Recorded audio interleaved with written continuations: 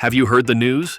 Bricklink, the platform where millions of LEGO fans buy and sell bricks, is making a massive move that's left the entire community in shock. But wait, is the platform actually shutting down forever, or is something else going on here? Let me break down what's really happening, because the answer might surprise you. The announcement that shook the community.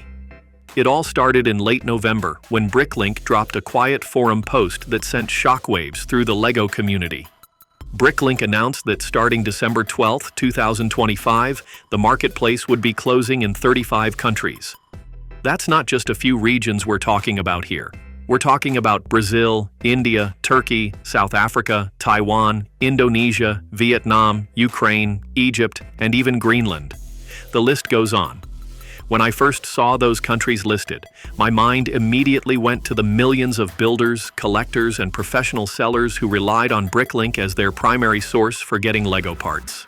What made this announcement even more shocking was the lack of explanation. Bricklink basically said they didn't have the resources to support marketplace operations in these countries the same way they do elsewhere. That's it. No technical details, no roadmap for returning, no real justification. Just a vague statement that left everyone asking more questions than they had answers for. The timing was terrible too, just 2 weeks before the cutoff date, during the holiday season when many sellers were counting on those final sales. I can only imagine what sellers in those regions must have felt when they read that post. Why are they leaving? The official explanation didn't sit right with anyone, saying lack of resources felt like a corporate cop-out and the community wasn't having it. People started digging deeper, trying to figure out what was really going on behind the scenes. After seeing hundreds of discussions on Reddit, YouTube comments, and forums, a clearer picture started to emerge. The real reasons likely involve complex legal and compliance issues that Bricklink didn't want to publicly discuss. Experts and community members began connecting the dots. We're talking about things like data protection regulations, tax laws, VAT compliance, payment processor limitations, and potentially even sanctions-related complications in certain regions. Every country has different rules about how online marketplaces operate, how they handle taxes, how they process payments, and how they protect customer data. Scaling a platform like Bricklink to comply with all these different regulations simultaneously is expensive. When you factor in fraud prevention, customer support in different languages, and local regulatory oversight, the costs add up quickly. For countries that represent a smaller percentage of Bricklink's overall revenue, it might not make financial sense to maintain operations. What really got people frustrated was the vagueness of it all. If Bricklink had come out and explained the specific legal hurdles they were facing, the community might have understood better. Instead, they left everyone guessing, which only made things worse. The company that had positioned itself as the heart of the LEGO community for 25 years suddenly felt distant and corporate. The impact on millions of builders. Let me paint a picture of what this actually means for real people. Imagine you're a professional seller in Brazil who has built your entire business around Bricklink. You have thousands of bricks listed, regular customers you've built relationships with, and a steady income stream. Suddenly, you're getting an email saying everything disappears on January 31st, 2026. Or imagine you're a collector in South Africa, and Bricklink was the only reliable way you could get retired sets and specific pieces that aren't available locally. Where do you go now? The numbers are staggering. Over 100,000 Bricklink members worldwide are affected by this decision. That's not just a small group of enthusiasts. That's a massive chunk of the global LEGO community. Professional sellers are scrambling to liquidate inventory before the deadline. Buyers are rushing to make their final purchases. Facebook groups and local trading communities are exploding with activity as people try to find alternatives. Some sellers are talking about moving to competing platforms like BrickOwl, but the transition isn't seamless. Other sellers are considering using VPNs to bypass the geographic restrictions, even though that violates the terms of service and risks account bans. Bricklink Station and online stores. Now here's where it gets interesting. Bricklink isn't completely shutting down. The platform itself isn't going anywhere for the countries that still have access. Users can still browse the catalog, use stud.io design software, and access community features. What's being eliminated is the marketplace functionality, the buying and selling of bricks. For the 35 affected countries, It's a complete marketplace shutdown. No listings, no transactions, no way for buyers and sellers to connect. But wait, there's more to the story. After the initial backlash, Bricklink released a second statement. They apologized for the poor communication and admitted that the announcement was too abrupt and failed to consider the impact on sellers.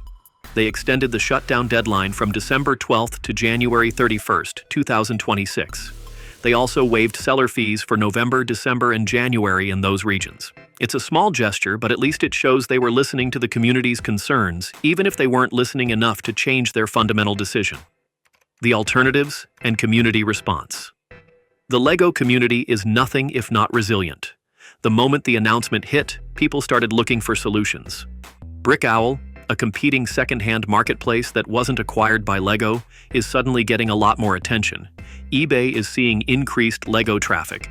Regional Facebook groups are exploding with trading activity. Some sellers are even exploring the idea of creating their own decentralized marketplaces. What's fascinating is how the community is rallying together. Petitions are circulating online calling for more transparency from LEGO.